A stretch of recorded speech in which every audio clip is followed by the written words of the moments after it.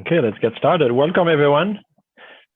We are welcoming you to this very important webinar on clean tech and creating Cleantech Scaleup, solving the scale-up gap, which is really necessary for us to really fight climate change together. I will do a quick introduction, and then we will talk about each of the issues with the great speakers I have here today, and I will introduce you as we go along here. And finally, we'll have a group discussion, and I'll invite you also to post your questions. So welcome. I think this is the most important webinar we've ever done, because it is on saving the planet together, helping to contribute solutions to the climate change that we live very clearly this year, where we're talking with Janette earlier in Vancouver and how hot it is, a record temperature, and we see those records all over the world. So it's becoming really real for each of us.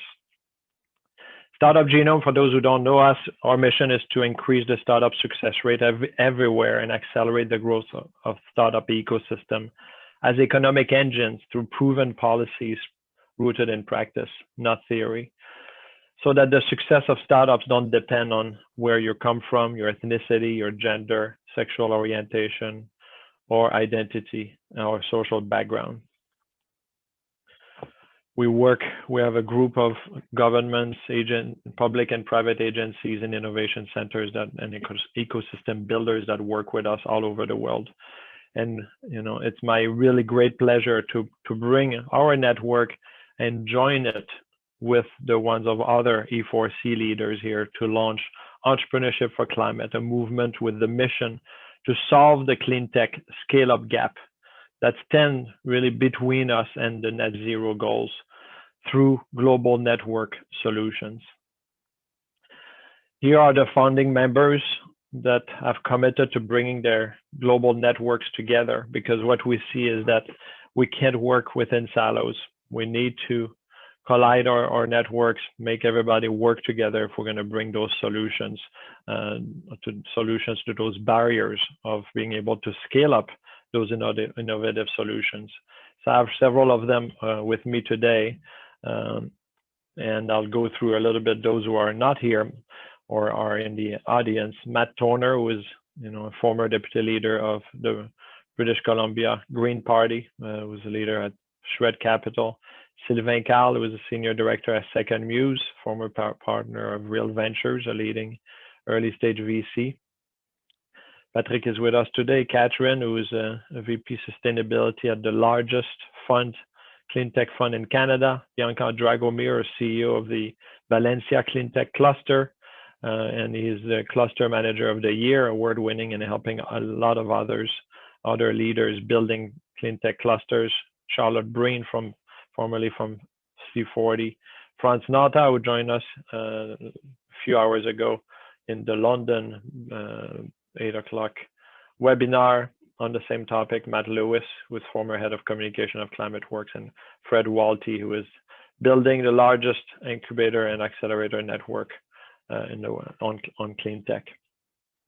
So Entrepreneurship for Climate, we believe that entrepreneurs and startup ecosystem must lead the fight against climate change. That means we know that the startup ecosystem, the innovators, and all of us around them are the most formidable source of innovation and resilient to change and really nimble, fast acting, as we saw in COVID, where the startup ecosystem really drove a lot of solutions to COVID and came to the task really rapidly. We believe, number two, that the scale-up gap is greater than the innovation gap. And I'm sure most of us have read the book by Bill Gates about the innovation gap. And we also hear that if we could scale all the innovations we already have, we might already be, most of the way there to net zero, maybe even all of the way. The problem is that we don't scale those innovations. They've been unable to scale, and without scaling, there's no impact. And finally, that global network solutions need to come in to unite expertise, capital, and public policy together. And that's why we're joining our networks to break those barriers to scaling. So I invite you to read our manifesto at the URL that you see here, and Hannah's going to post it in the chat momentarily, but please click and join, add your name, and we'll talk about what we need from you a little bit later. But at Startup Genome, we've done a lot of research on what creates value in terms of innovation. How do startups not only grow, but scale? And the biggest factors is really the network multipliers. Yes, resources, and yes, entrepreneurs starting something, but global connectedness and local connectedness, when we work together and exchange ideas across different sub-communities, that's when we create impact. Networks are multipliers of success, and what we do together is more important than what we do alone. Now, I always like to bring Zuckerberg into this and say, you know, if he started Facebook in a small city and country, you know, somewhere in Africa and Latin America, what would be his chances of success? You know, 0%, 1%. You take your pick, but it's really clear that the ecosystem of Silicon Valley, and you start a bit in Boston, is what created this success, not Zuckerberg himself. We need to all work together. It's about the ecosystem, and the local ecosystem is important. We help each other, we learn from each other, we bring resources to each other, but there's the bigger we around it. And we showed through research that global connectedness is the source of scale-up potential. And that's what we're talking about today. This global fabric of knowledge between entrepreneurs, where we, you know, provide each other help, introductions, but introductions to experts, to investors, to customers, is what really drives scale-up. And this is a real representation of the data. And you can see how Silicon Valley is in the middle of the network, where you can see the other cities. And the more connected we are to this global fabric, the more we can create globally leading business models. We know what's going on all over the world, so we don't repeat the mistakes of others. We don't copy the ideas of others. We can do something clearly new. And that scale-up potential must be realized by going global. And as you can see from this chart, again, that's very clear. Ecosystem that have a lot of global connectedness, that connected to this global fabric, are able to create startups that go global and gain traction a lot more than the other ones. And size is important of the ecosystem, but you can see that there's as many big circles almost on the bottom left than at the top right. So scale up potential comes from global connectedness, but you need to realize it with global market reach. If we turn to clean tech, you know, we've identified, we're presenting last year a green innovation strategy to leaders in Denmark. And we've identified 4 big problems. First, angel funding is hyper local and too few are clean tech experts. It's very hard to get a series of climate driven lead customers. The venture capital funds, you know, had historically low returns, and that might be because they were not very well adapted to the needs of clean tech innovation. And finally, clean tech the funder community lacks global scaling skills and access to business network. The software side of the startup ecosystem have developed that, but the clean tech side is not there yet. So what are we going to do? Is we're going to work on building network solutions, and we call them the 4 elements. The global green angel network, which is the earth, the nutrients for the startup very early on. Demand side public policy, the water. Large and patient capital, the firepower for those startups that become scale-ups. And finally, global scaling skills and business network. That's the wind in the sail of the air. It's very clear when we look at all our data, and we have the largest data set in the world and the biggest analytics on startup ecosystem. That startup ecosystem where the rate of privately seed funded startups is high, they get a much higher rate of exit. You see, it's very clear, this relationship. Because the green angels are not only source of capital, but of business expertise, industry expertise, and when we're ready, introductions to large customer. At Startup Compass, we're the investors from all over the world, and they were so helpful in helping us get contacts of experts and customers and partners all over the world. The second one is the lead customer challenge. It's very hard to get a series of climate-driven lead customers. Local governments often support national or local solutions, and corporations, they're more rarely lead customers. So we need to solve that. We need to create demand-side policy and a procurement network, if you will, so that governments ally to create global winners, not hundreds of experiments and one-off experiments all over the world. so that they can have a series of customers and get traction and deserve the capital to grow.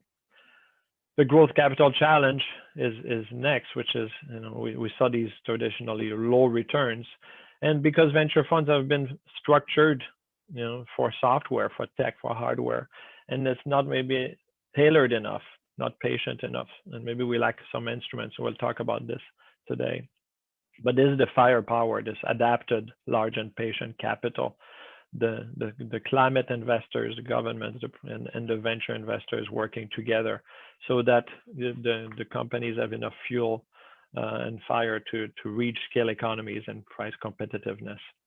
Finally, a gap in global scaling skills and business network. We're working on a scale-up program, mentorship program.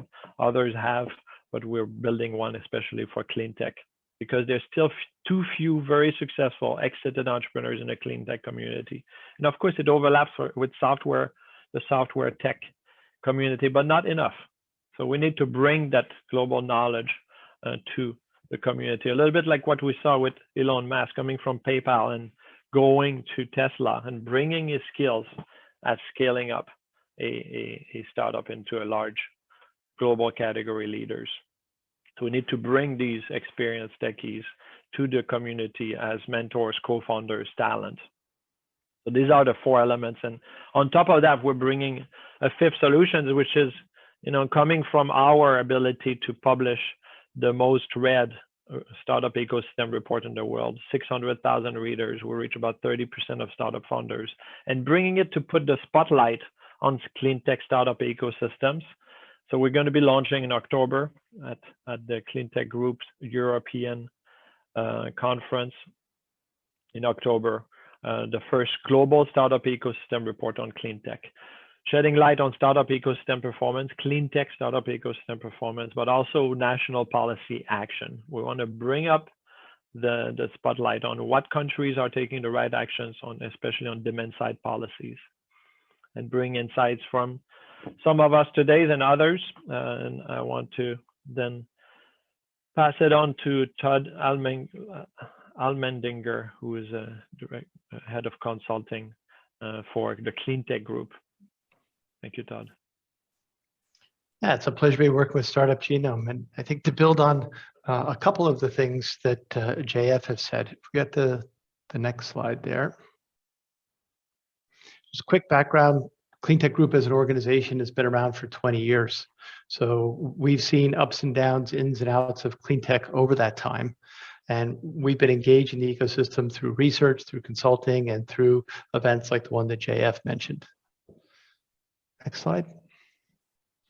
The way we look at Cleantech is across 5 industry sectors. We look at agriculture and food, energy and power, materials and chemicals, resource environment, transportation, logistics, and the enabling technologies, business models that cut across all of these different areas. Next one. One of the things in Cleantech we've seen is themes come and go. And right now we are riding a wave of several key macro trends that are driving some of this. I think, how many years ago, 2 years ago, would somebody have expected Shell to be ordered by a court to accelerate some of their plans? That's a great example of some of these pushing trends.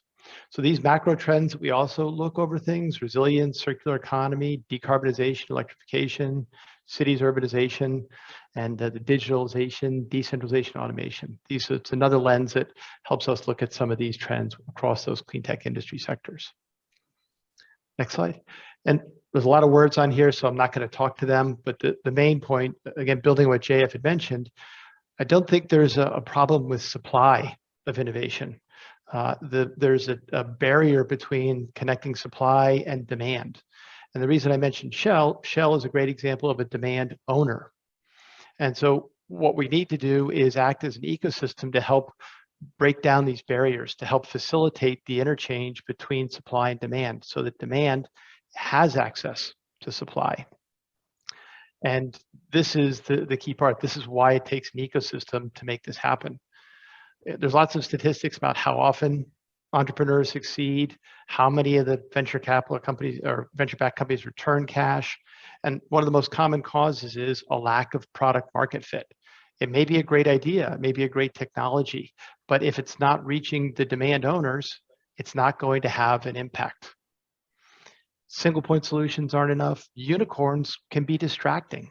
So this is the role of the ecosystem, is to play this tailored intermediation to help line that up and get the demand side pull through.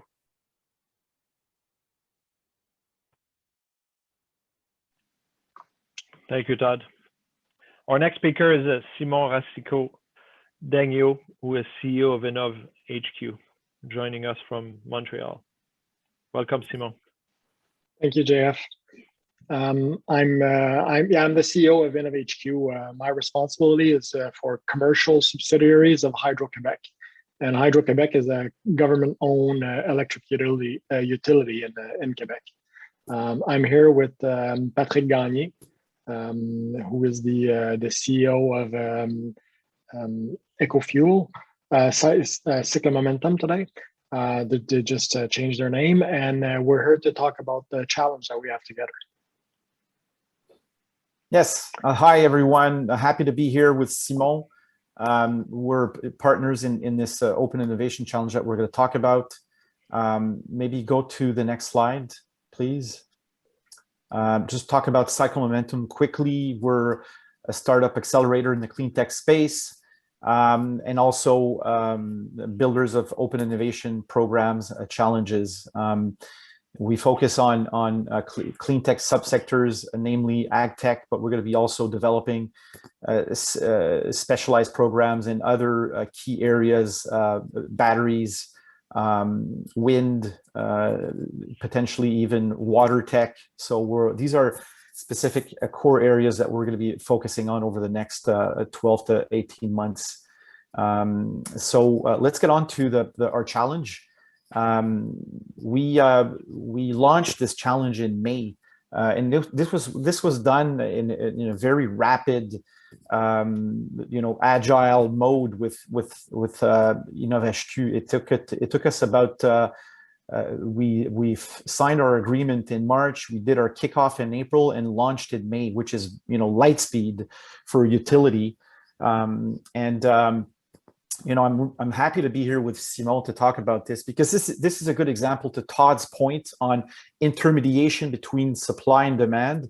Well, this is an example of a utility that's showing up, providing a challenge for a specific demand, and now we're rallying the startup ecosystem and SMEs to respond to this challenge in a specific area, in greenhouse production. In Quebec. So I think this is a great example of how we can match supply with demand by bringing forward a large entity like InnovHQ, who's acting as a catalyst. So I'm really happy to be here to talk about this with Simon. We have we announced this program on May 19, actually. Now we're in the process of recruiting, scouting for startups to respond to the application, to the call to application. So Simon, we wanted to have a quick fireside chat together on this. It's the best format to present our program. What was your initial vision to launch this early on when we talked about this in January? We have to go back to our own mission. InnovHQ's mission is really to accelerate the energy transition and being a catalyst, by stimulating and being in close relationship with the startup ecosystem. So our goal is to look at any opportunities that will help us drive down GHG emissions. We look at different ecosystems, different environments, like mobility is one of them, energy efficiency, construction. And when we look at the food production to reach self-sufficiency, we realize that it could be a big driver in order to help us reduce GHG emissions. So we said, what a great opportunity to bring together startups, really innovative startups, multiple startups working together amongst themselves, but also with the farmers, the greenhouse producers. And also, we're combining this with researchers or universities to make sure that we have these three portions working together on a condensed schedule, 6 to 9 months, and try to deliver a real concrete project out of it. So not like a report or something that we strive towards for the future, but really something concrete that will help producers increase their efficiency in food production. Great, and let's talk about the challenge specifically. What's what is the challenge proposed to entrepreneurs in this program for greenhouse? Well, we're looking for innovative startups, as I said, that are active, in any that have any technology that will help optimize the environment inside a greenhouse. Temperature control, of course, is the first one that comes to mind, but ventilation, lighting, CO2 production or control, advanced autonomous and predictive controls as well to help us. So we said, let's bring these different parties together, and let's make sure that they are able to develop together the integration of all of these different technologies. Because very often, especially for smaller producers, it's a big challenge to have it like a peace of mind.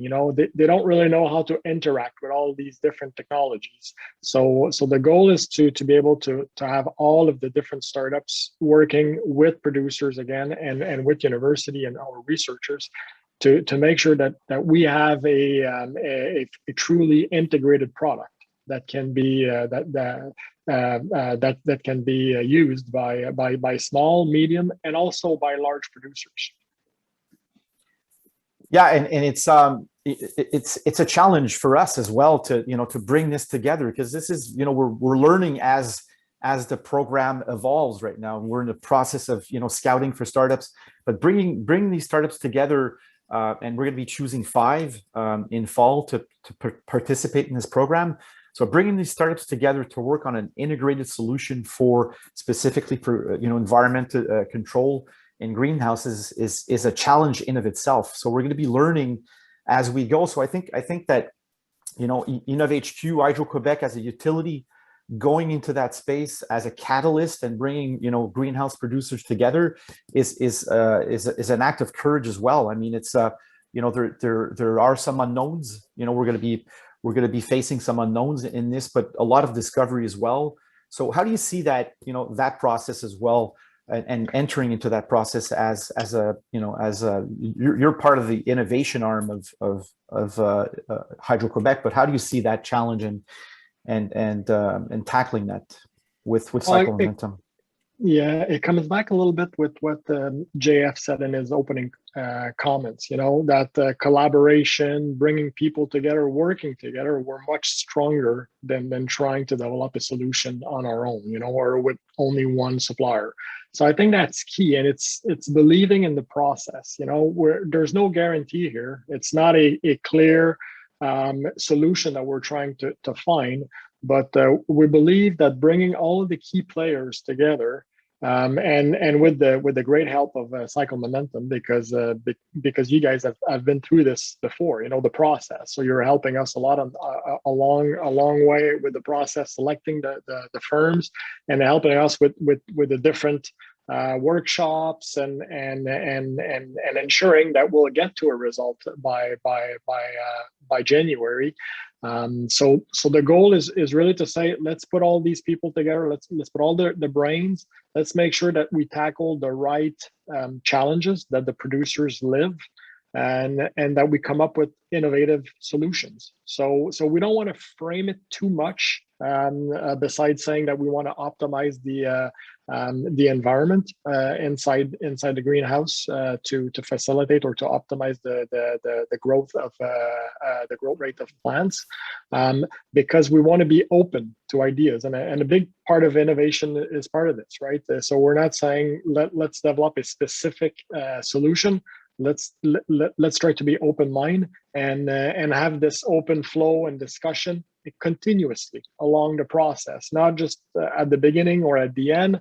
And that's I mean, that's our goal really, is to try to start with this with greenhouse, and ultimately next year to try to apply the same concept to our other axes of intervention. You know, like I mentioned construction before, energy efficiency, all of the other axes of that will help accelerate the energy transition.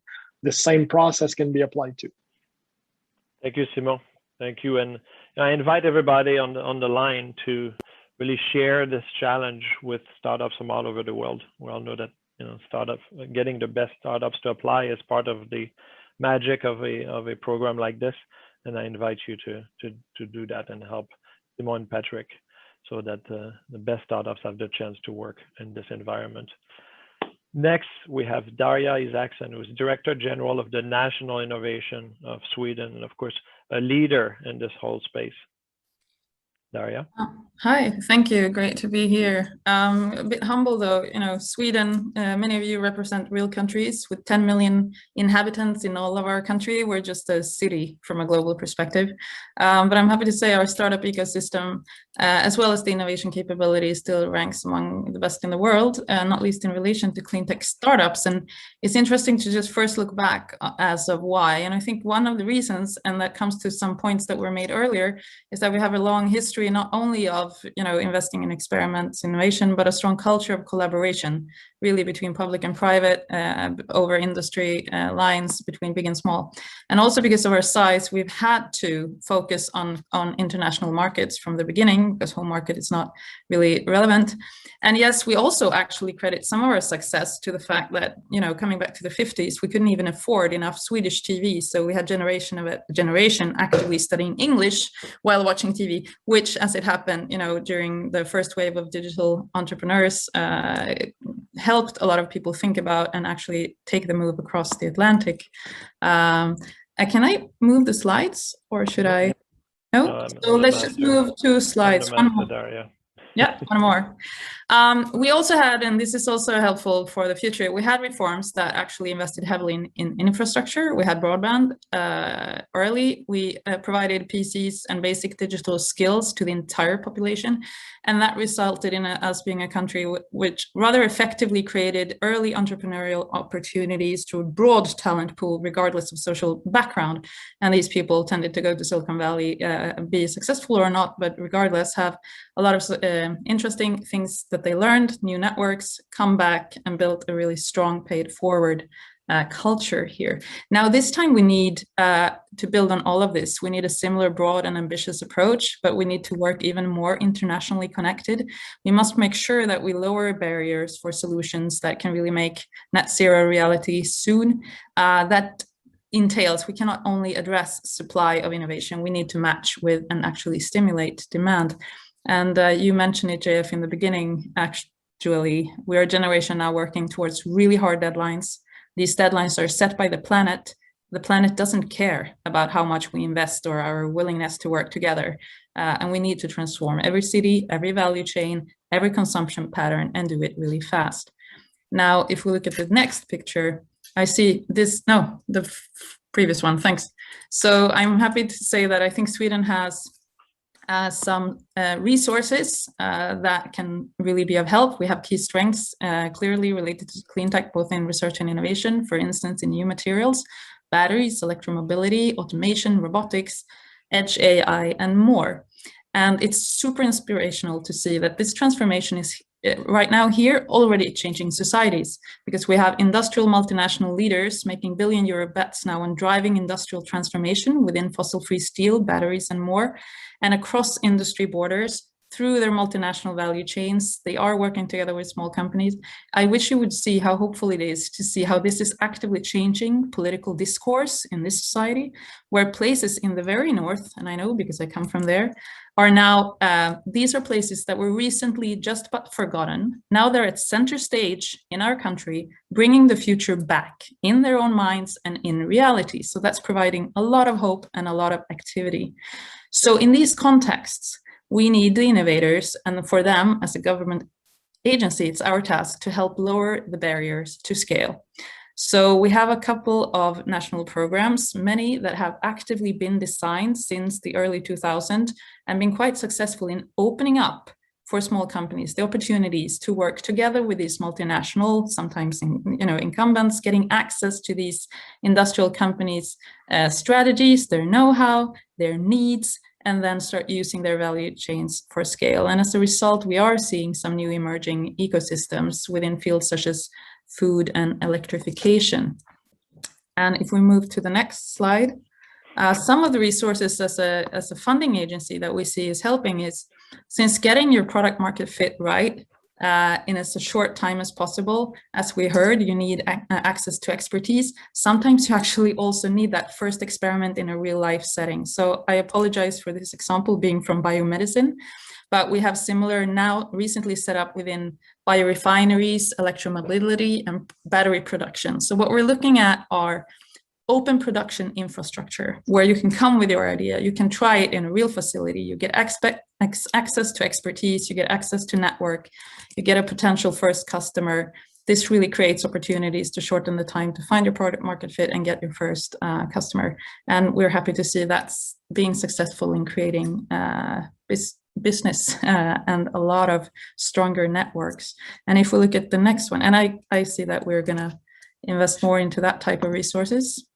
And since it's also crucial to address both supply and demand, we've had a national process in place for a while that where we use both public and private incubators and corporate hubs as platforms where there's a common process that match industry and public demand side with innovative startups and scale-ups, both from Sweden and abroad. And that has also resulted in many successful first customer collaborations, but it also creates a learning. And we want to make this even more internationally connected. And then we can look at the next slide.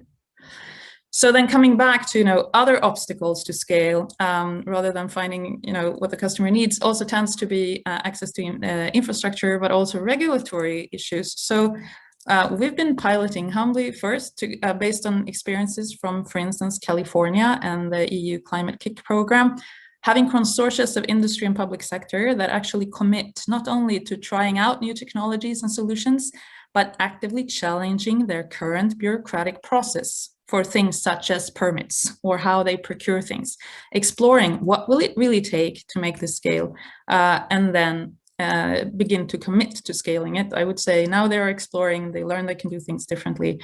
And I was really happy to see we just recently had 25 municipalities in Sweden signing a climate contract with 4 government agencies in how they will commit to scaling, challenging their own practices to scale what has been proven elsewhere.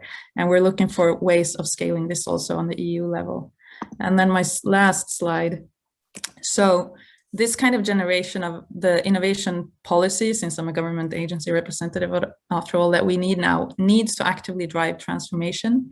So I'm really happy to see that we now have a situation with a broad consensus around funding agencies, industry and government, that we will now design our second generation strategic innovation programs based on, let's mobilize around common ambitious missions. And then have a portfolio that actively aims to close tech gaps, match and stimulate demand and supply, and actively experiment with and then remove regulatory obstacles to actually drive market demand for the solutions that we need. And I'm super happy to see this gaining momentum. We're beginning the design of this program right now. I foresee it will handle things such as mobility, food, water issues, etc., electrification not the least.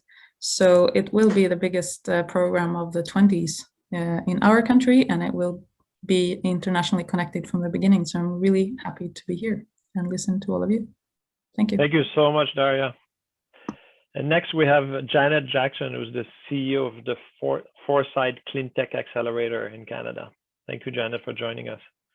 Thank you so much, JF. I just wanted to recognize Dahlia's pin. I think the SDG goals are a great framework for governments to start collaborating and breaking down silos. And of course, being from Foresight, I also want to acknowledge that the lands on which we work and live are the traditional, ancestral, and unceded territories of the First Nations, Inuit, and Métis people. And we are working really hard as we lean into Canada Day to understand and better understand our history in that front. So thank you so much for having me. A little bit about Foresight. We started off as an early stage Cleantech Accelerator, but quickly realized that really the issues that we were facing needed to be addressed at massive scale, and quickly transitioned to what we call more of an ecosystem accelerator. And so we work tirelessly with a collaborative collective of government, academia, industry, investors, and of course the innovation community, which is at the core of everything that we do, to identify and validate the solutions that can really help us all meet net zero climate targets. Moving on to the next slide, a little bit about our business model. Given that it has evolved quite significantly, we started off with accelerator programming. And one of the unique things that we did right out of the gate when I took on this role 3 years ago is we added complementary program to ensure that the technology side of the business was also accelerating at the same pace of the business side. So of course, ventures are out talking to customers and learning about their needs and gaps, but are the product and technology roadmaps accompanied by the right business models to really launch, scale, and commercialize as effectively as possible? On the other side, on the demand side, we too are an organization that runs a series of innovation challenges. We've run over 30 challenges since 2015 at various scales. So some challenges are light touch, we call them reverse pitches, where industry can basically share some of the innovation gaps they're facing and look to the innovation community to provide solutions.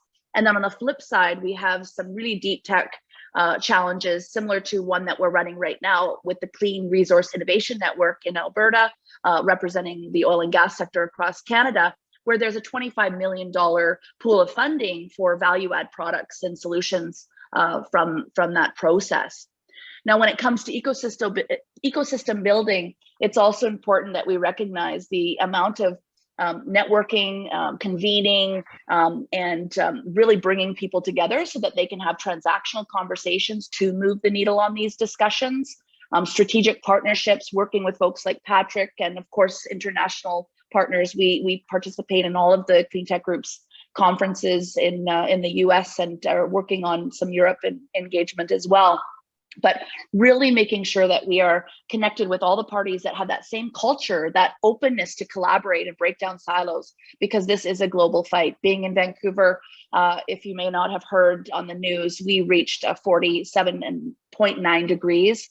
It's the highest temperature on record, and we don't see that stalling. This is going to accelerate at a very rapid pace. I think it's also really important that as a collective, we think about the problem, market, and data-driven elements of what we're doing. I think, JF, I'd like to, really pat you on the back. You commented that we often sprinkle a little bit of funding in so many places that it's hard to really have an effective impact because these problems are so big. Perhaps we need to set some priorities and unfortunately pick some winners so that we can really get those technologies applied in fast order. And then, of course, capital exports. This is a global initiative. In Canada, majority of our ventures do export in some way. And so it's a great opportunity for us to work with innovators both in Canada and internationally as we figure out solutions for industry globally. Next slide. This is just a highlight of some of our work to date. Last year alone, we supported over 300 ventures across Canada, and more often than not, it's through collaboration with other accelerators. We have some new partnerships in Ontario with the Centre for Social Innovation, and we'll be working on a climate ventures stream. And again, that's all about figuring out who has the solutions that can rapidly scale to address these climate challenges. Now, getting into the ecosystem side, we had the privilege of working with the BC government and federal government a year and a half ago to develop a cluster strategy for the province. And I wanted to sort of touch on some of our learnings and our approaches.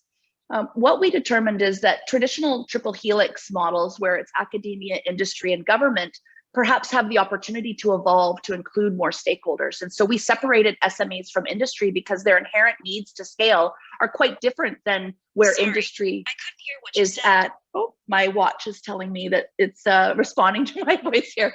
And then, of course, investors. We need to make sure that the private capital is at the table as well. We're really lucky in Canada, and I know lots of other countries have the programs, especially as a result of COVID, all the recovery programs that we're hearing about put climate first. But at the end of the day, private capital It needs to be in these conversations from the get-go so that we really understand what mechanisms they can use to make the capital components of this scale up work. Next slide, please. We also take a bit of a programmatic approach. We are a program delivery agency, and so while in space to innovate and marketing communications are all critical, do we have the talent to help these ventures scale? And I think JF leaning on the ability to develop global networks of mentors and just capacity and knowledge, and bringing the knowledge from ICT into the clean tech sector can really help us work on that scale problem more quickly.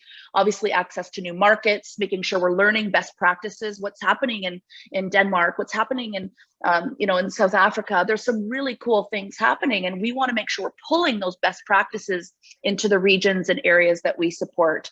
Capital, we've touched on. Network, that's why we're all here. We're breaking down silos to talk and have the hard conversations about how we can do this more effectively.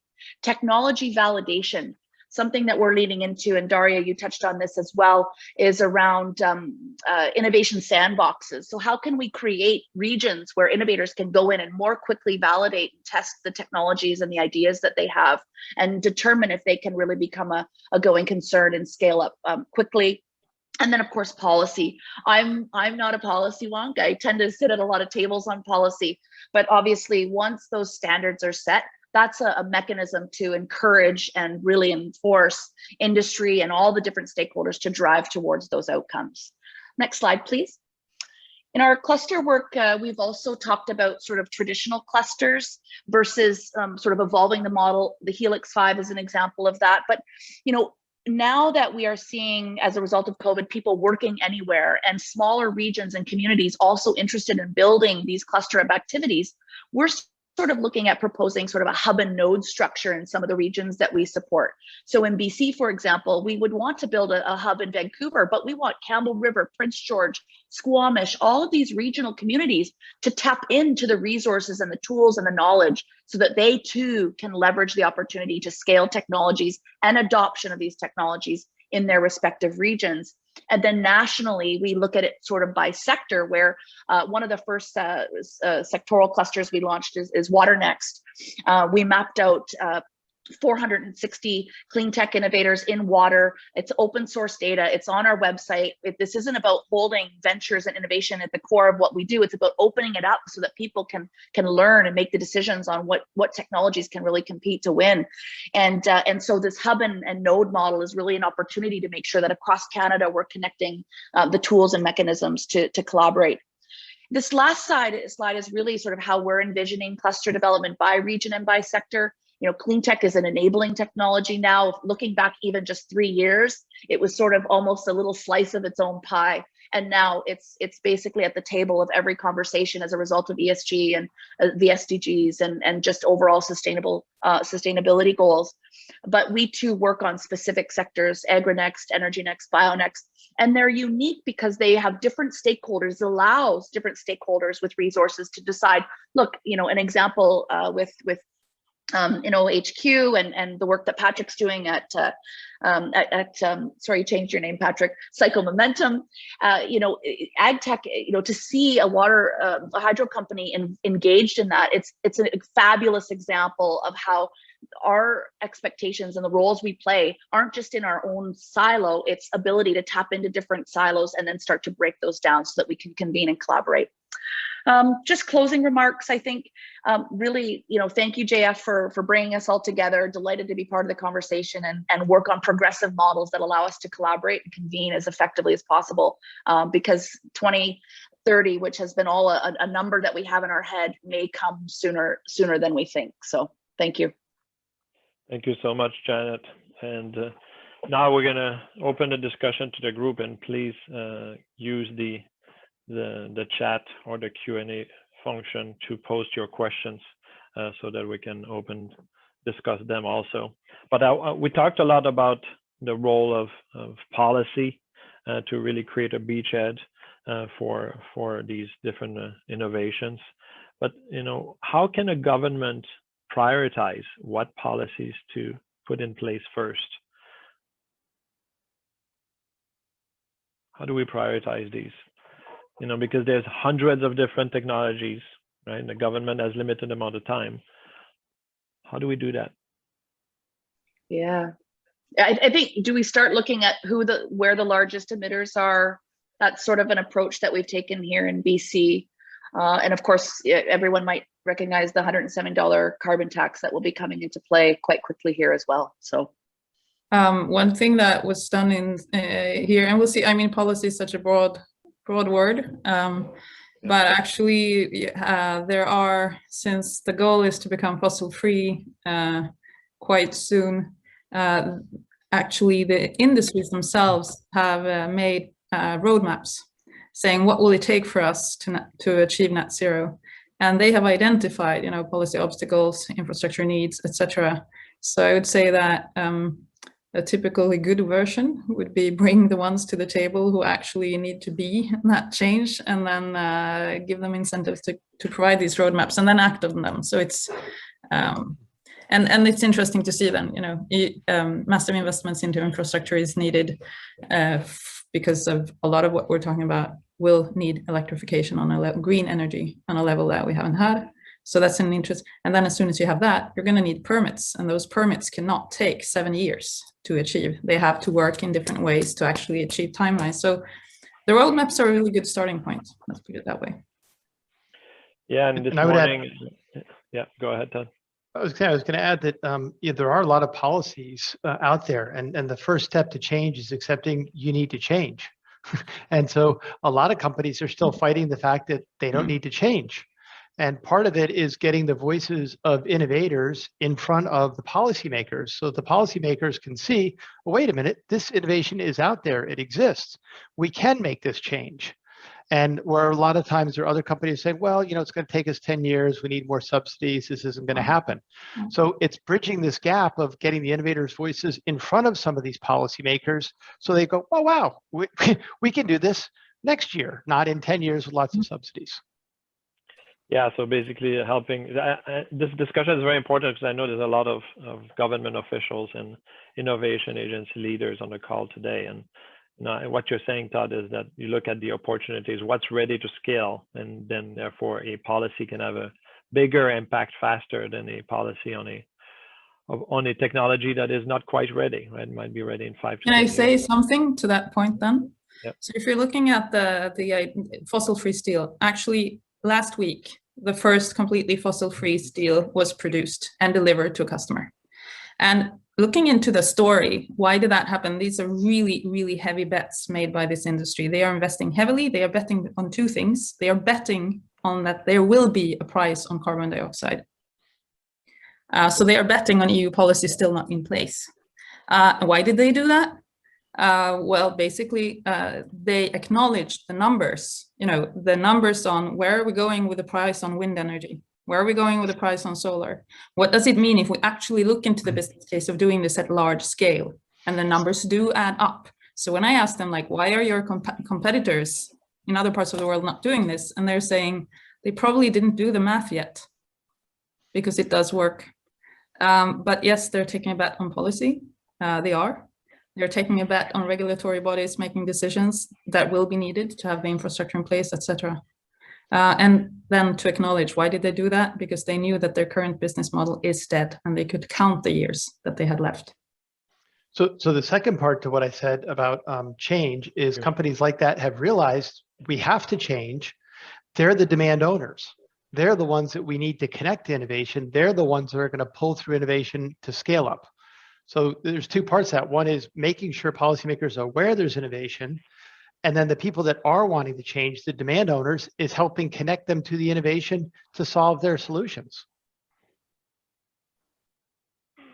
Yeah, and we, you know, this morning when we had the first of these webinars, where there was mentions of the importance for the countries to prioritize also based on their resources, their strengths, and bring the example of wind, right, with Denmark that really single-handedly invested a lot in developing the technology, making it ready, and then creating really large-scale winners like Vestas, and Germany opening the door on the solar side, and how that was important at the beginning of like creating those real investment in technology that are not quite ready, but that later, as the technology is ready, coordination between governments creating demand side policy in larger markets than just their own is very important. That's where coordination really comes in. And we talk also about, Darja, Todd, and everybody here have talked about the need for corporations to be working hand in hand with the innovators. What is the real role and benefit of working with the corporation for a startup? If I may, that's a question I've been asking myself for the last 3 years, and it's and having launched several corporate innovation programs, I see the direct effect with startups. We're talking about the scale-up gap.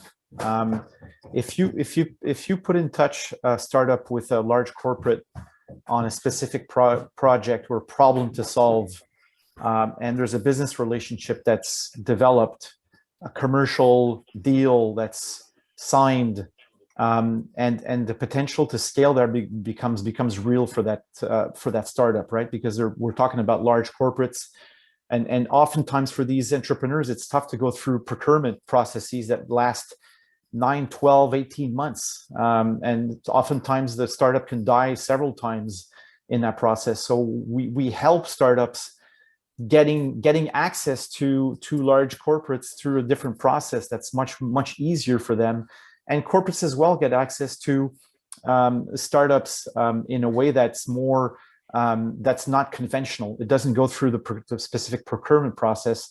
So I think the value there is real. It's tangible. It's immediate. And if we want another way to enable scale-ups in our ecosystems, I think driving corporate innovations, getting corporates involved on that level is a key driver. Janette? I was just going to lean in on that, Patrick. Great comments. What we're actually doing with our Accelerator programming is we're going to be doing specific calls for specific areas of interest that feed into directly the industry gaps. So Darja, not everyone here in Canada has identified nice roadmaps yet, but it's a work in progress. But if we can do calls for innovators to solve specific problems and scale those ventures, we still have a few too many ventures that are technologies looking for problems. So we want to disrupt that cycle a bit and get ahead and make it a bit more feasible for them to scale quickly. Thank you, Janette. So then there's the corporation, and there's the ICT, the software tech experience that I don't see really commingling that much enough with the clean tech communities. How are you making this happen in your different roles? I'm happy to make a quick comment. Yeah, so in Vancouver, we're kind of a little bit of the Seattle North. So we have a Facebook, Google, head off, and similar to Toronto. But the government has recently expanded their program to allow new immigrants and folks to come to Canada to work. And they asked me about what I think that we should be looking for.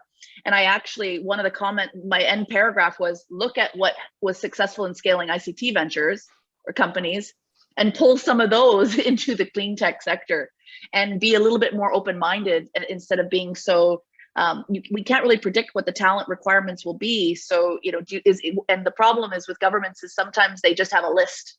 And if you're not on that list, you can't break. It takes a year or so to break through that. We don't have years anymore. So I think we've been really deliberate about trying to pull in that expertise into the space. If I should say anything, it's like, well, first of all, I have to say again, a lot of the stuff that it's actually working well in Sweden is working well because of what private companies choose to do. And how they choose to act. So one example is also, if you take the founder of Spotify, just put 1 billion Swedish kronor, that would be like 100 million euros on the table for deep tech startups aiming at especially clean tech, and already using their networks as funders and using their experience. So I would say typically what actually drives it, in the sense that we do something, is that we're creating these spaces and opportunities for all these interests to actually meet. But I would honestly say, I think that the biggest strength is that we have a lot of companies already choosing to act that way. Yeah. But of course, we are not So there's, for instance, Exponential Network, which is a lot of corporations, including Ericsson and some other multinationals, that have committed to using their value chains to drive the technologies that can have an exponential curve. So there are some really good examples. I wouldn't say that policy made them happen, rather the kind of co-creation and open atmosphere. And there's a lot more to be done, for sure. And I would say I visited Stockholm, and I met the folks that created Nordskin. And they're ex-entrepreneurs who IPO'd with Klarna, namely, and that also brings a lot of velocity in the clean tech space. So that hub Nordskin is devoted entirely to social to impact investments, right? Already with nodes in Africa as well, etc. Absolutely. So that's a model that we want to replicate here. Fortunately, in Sweden, you have 2-3 generations of large scale-ups that went big, that went global, which not all ecosystems have the luxury of having or the chance of having. So that's really an example to keep in mind, is how we bring our local, big guns. We have Shopify in Ottawa. That's one big scale up that's investing heavily in clean tech. By the way, in Canada, I think is another example that needs to be replicated. Thank you, Patrick. So that might be a good transition also to a question from the audience, from Matt Toner, who was talking about the hub and spoke model that Darja and Jeanette talked about, and to tap into regional innovation, but also asking what are the strategies that you have used to make this more efficient and dynamic, given that in those smaller regions, there's less of the large corporation, less of the exited mentors with lots of expertise, and how did they really tap into this from the bigger centers?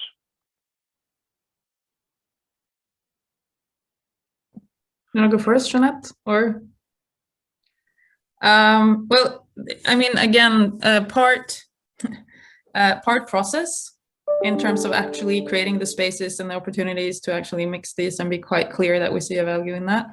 Part design, if we're funding you, you need to share, you need to build this. There have been some obstacles that we're still working on. So for instance, we're only one out of many funders, and then if we all have different programs, et cetera, but I think that's also changing. So we are setting requirements. So if you have if the cluster on food tech is the best in one part of the country, we are actively promoting that, creating networks and being clear with the other regions that we expect you guys to send your best people related to this here. So we put the money on those who behave that way, if I put it that way. But I'm looking for this next generation that I talked about. I think we will be even more specific in designing some common capabilities in terms of learning, in terms of connecting, in terms of working with changing policy, etc. So, but it's early days, but I think that we can be even more specific and effective. Thank you.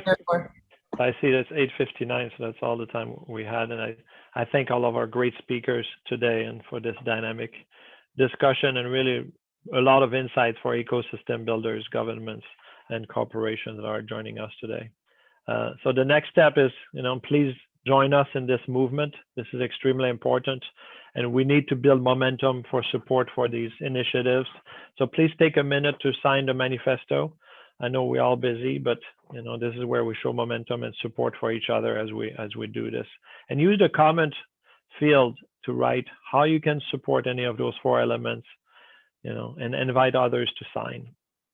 The report, if you want to be in the report as an ecosystem, as a company, in this first global report, please email adam@startupgenome.com. So we'd love to have you join us in this report to make it very important and really put the spotlight on what you're doing. And stay tuned for our next steps on the Angel Network and policy coordination. And one of these next steps, of course, is this program by InnovHQ and Cycle Momentum. Please, help them advertise and reach to the best startups all over the world. I know that Jeanette also have a lot of great programs. Please pay attention to those.